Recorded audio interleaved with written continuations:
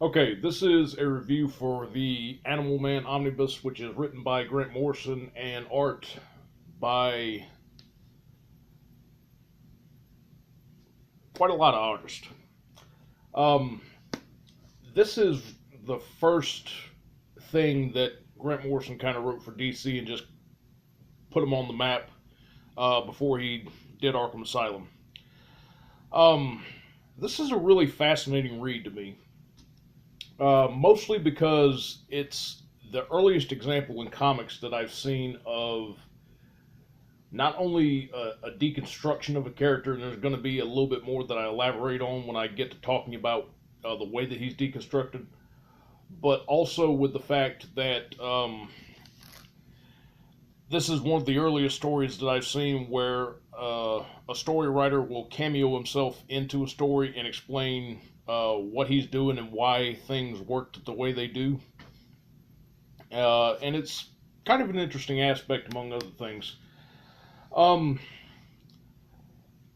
Buddy Baker is not a character that I'm terribly familiar with.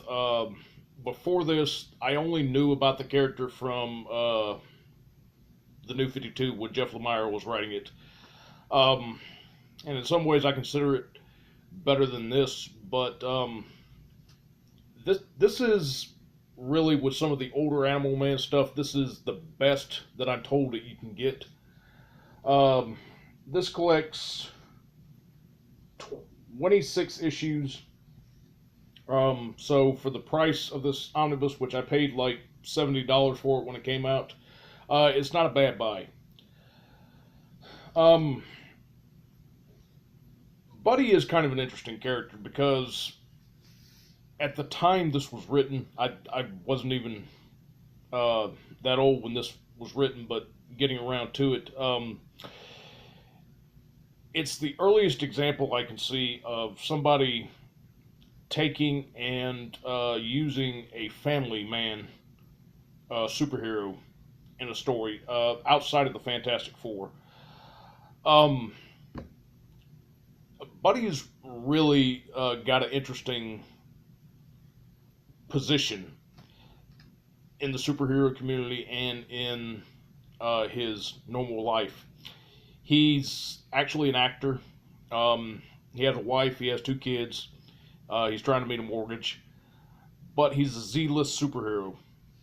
And a lot of people see him and they're just kind of like, eh. And it's not until people start finding out that he is Buddy Baker that he kind of gets propelled up. And um, something interesting to explore besides the a family aspect of a superhero is that this is actually one of the first ones that I've seen that kind of deals with the dangers of actually having a family and not doing something or doing some shit like Spider-Man where he wears a mask to protect the people that he loves. So this is an interesting take in here, among other things. Um, Buddy's power set is that he can just kind of summon up energy from other animals and take them on. Um, and there's really only a couple of characters in DC that can do that kind of stuff. You have Vixen, you have Wannabeast, both of which show up in this. And it kind of sits there and plays around with his powers and discusses that sometimes there is a danger that if he draws on uh, the the instincts and the strengths of an animal, he can get lost up in them. There's kind of this funny scene that happens when he has to go to Africa and he meets Vixen over there, which, by the way that she was done back in the 80s, I'm glad that it's long since changed. It just, the look that she had on her is absolutely ridiculous, and it's a tell of the story, and it kind of shows the time that it come from with that hairstyle that she had. Um, there's a scene where they're sitting at a campfire together, and he uh, drew on the power of some apes, and he's sitting there and he's watching her eat, and he kind of starts getting caught up in the ape instincts about the sexual attraction between her, and it's funny watching him fight the instincts and fight the married man inside of him, try and just kind of struggle for control right there. It was funny to me. Um, his lifestyle in this is also something that's kind of interesting, and it's kind of Morrison vicariously writing in something about himself into the character, which is something else that's going to be brought up towards the end of this run. Um, Morrison talked about that he used to be an animal rights activist, and he sat down and he watched some indie production about the meatpacking industry and slaughterhouses, and it jarred him so badly that he went and became a vegetarian, and that's kind of something that he does with Buddy in this story. And he kind of goes along and fights environmental injustices, among other things. So that's kind of interesting to see.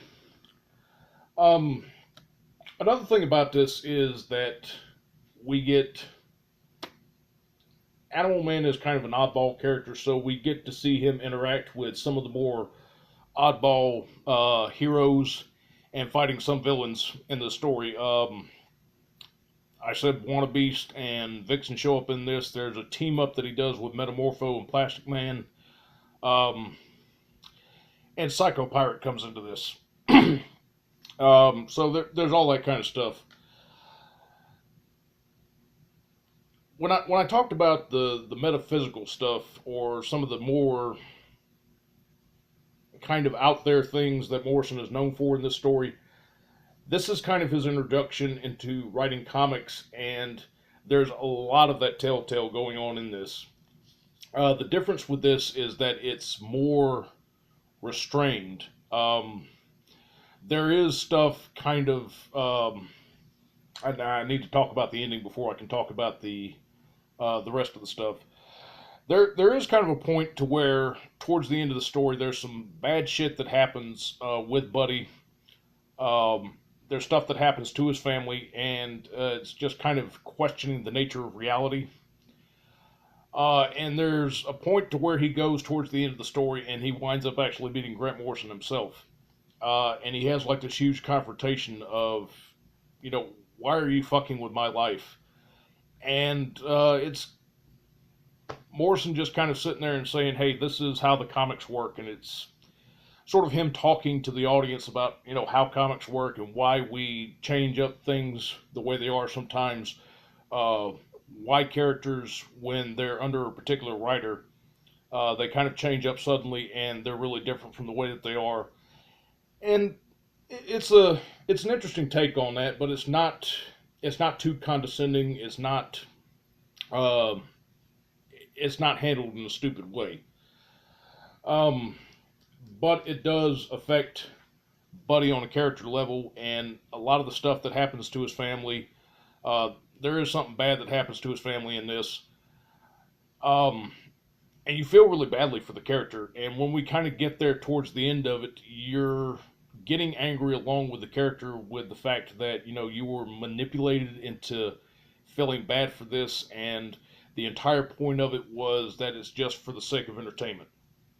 So it's not too stupid. As far as he goes as a character in here,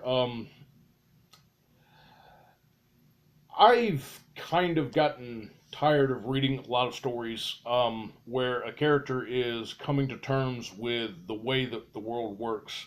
When I said that Buddy kind of handles a lot of environmental injustices and animal rights stuff and all that, sometimes that can work out and sometimes it doesn't. There is something about the fishing industry in here.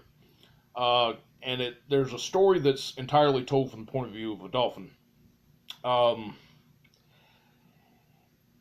That's actually pretty good. Then there's other stuff like where Buddy, as an actor, after he's outed as Animal Man, he goes on TV and he kind of talks about the ways that he's working outside of the law and going after corporations going after politicians, and it's kind of a smear campaign against them.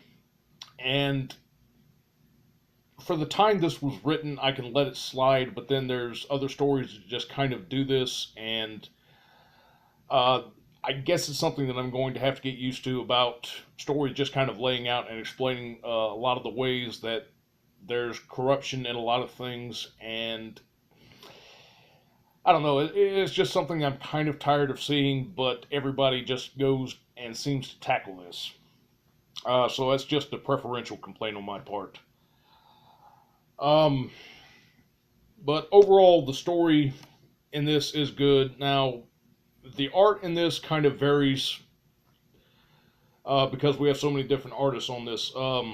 Brian Bolland from Killing Joke and The Watchmen actually shows up, or not actually shows up, but he does art for a couple of issues. It's pretty good. And the rest of the art in here, um, there's not really a big difference in the way of styles to me, so I kind of hate to sit there and say that, everything looks alike in the story, but it just kind of does to me. There's nothing really in the art that just stands out to me, so it's all right. Um, Story wise, I do have two complaints about this though.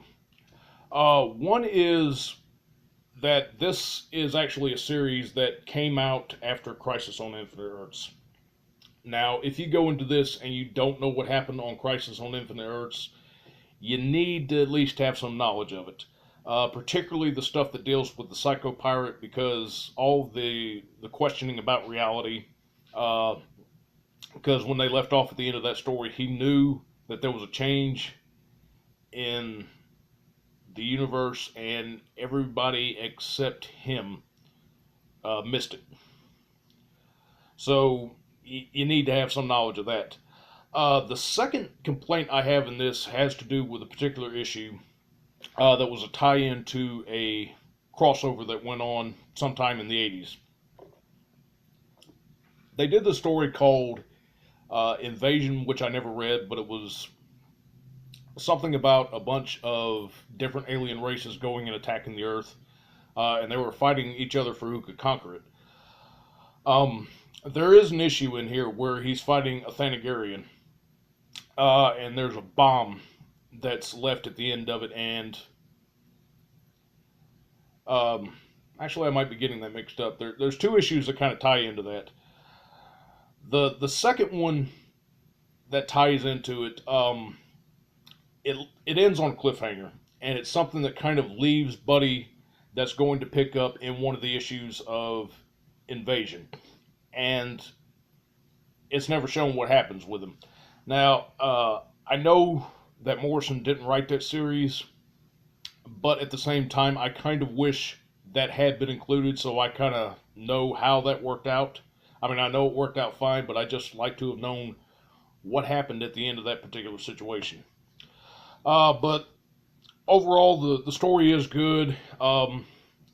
It's got a lot of the crazy stuff that Morrison is known for, but it's not so incoherently,